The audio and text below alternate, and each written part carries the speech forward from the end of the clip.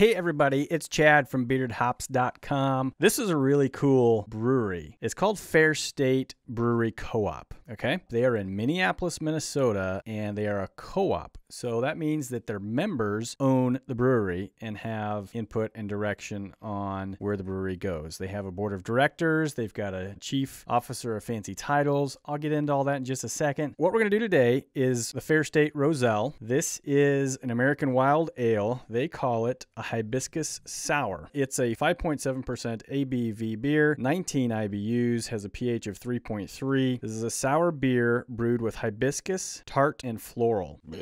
Pretty pink can, got a nice little Fair State logo on it. I'm really interested to try this one. I have done a little bit of reading on this beer ahead of time, but I still don't really know what to expect on a flavor because I don't know what flowers taste like. I know what wine tastes like, but I don't know what flowery wine tastes like, which is, I gotta wipe off the camera.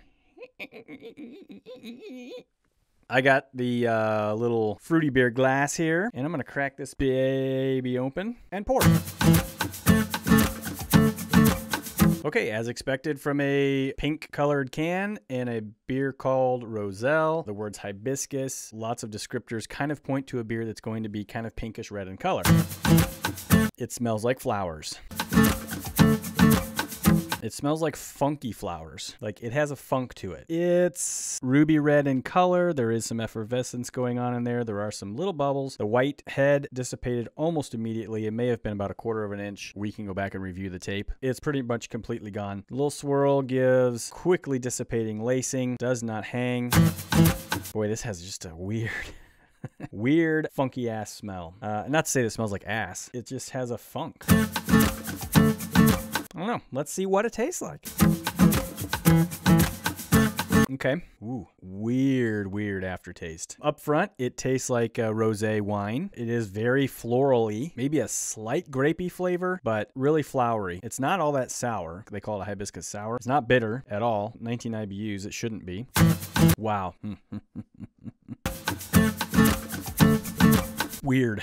Very weird. If it didn't have that finish, that funk of a finish, this would be really good. I mean, up front, it's got a decent sour flavor. It's got some grapiness, floweriness, rosé wine taste, very effervescent on your mouth. It doesn't have a great mouthfeel. It's a little bit sparkly, a little bit bubbly, but that finish and aftertaste, just a funk. Just a funky flavor. All right, well, let me tell you just a little bit about the beer. There's not much information on the website other than pretty much what I've already told you, but I will read very quickly the description of the Roselle Hibiscus Sour. The Roselle is soured with our house lactobacillus or lactobacillus. We'll just call it lactobac because I think they do actually call it lactobac on another part of the website. Roselle is soured with our house lactobac strain and infused with hibiscus flowers, which lends the beer floral and citrus aromas, flavors, and its red hue. It's tart, fruity, and floral. It's a kettle sour saison with hibiscus, floral, and tart. So there's lots of different beer descriptions going on here. On the can, it's called a hibiscus sour. On the website, it's called a kettle sour saison. I looked at Beer Advocate. I haven't looked at the ratings yet. Beer Advocate calls it an American wild ale. So what the hell is this? I don't know that I'm going to be able to figure out what it actually is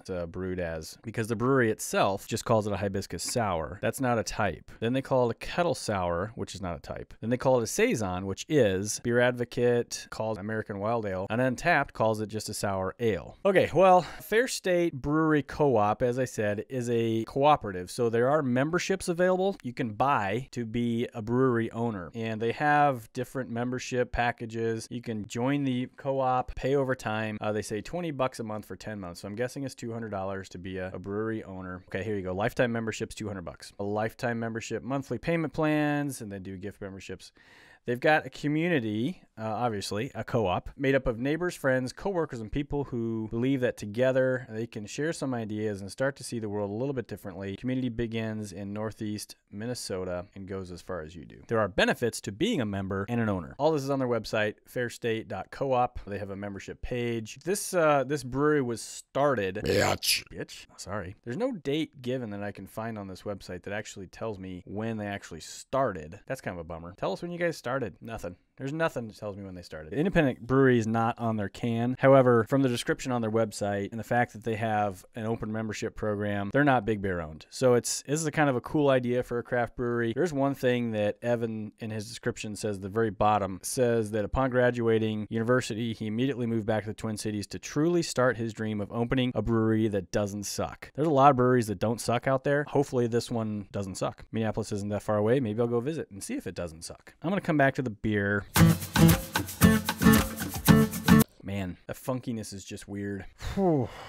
If the funk wasn't there at the end, I would rate this beer as good, maybe not quite as good, as Boulevard's Jam Band or Founders Rubaeus. Because of that funk, both of those beers are way better. I think I would drink this again, but I don't think I'll buy it again, so that immediately takes it out of a 3 category for me. I would drink this again if somebody gave it to me. I'm just funky. The funk. It's like I'm drinking a musty, I don't know, drinking out of somebody's shoe at the end. It's got a really good fruity, florally, flowery, good flavor up front. But the smell and the aftertaste is just like foot funk. I'm sorry, Fair State. I'm just not feeling this one. It's going to fall in the 2 to 3 category, and it's not going to be close to 3. I'm going to say 2.25 on this. Unfortunately, that makes it the lowest beer I've rated on a quick review, and the second lowest beer I think we've rated in the podcast overall. This one just isn't doing it. So 2.25 for me. I'll drink it. I'm not going to dump it out. The rest of the world likes this beer way better than I do, so that's a good thing. Untapped, they've got an average rating of 3.81 with 9,014 check-ins right now. 6,862 unique people have checked this one in, put in February of 2015. So it's a 3-year-old brew. Beer Advocate has an even higher score for this one at 3.99 with 81 ratings, also added in 2015, but not until April. A lot of people do like this one. I guess if you can get past the funk, the smell, the funky smell and the funky aftertaste, if you can eliminate that from your rating process, it would definitely rate way higher for me, but the funk just takes it down. I say I would drink it again. I don't know if I would now. That 2.25 rating, if I go back and look at Untapped in the future on this one, I probably would say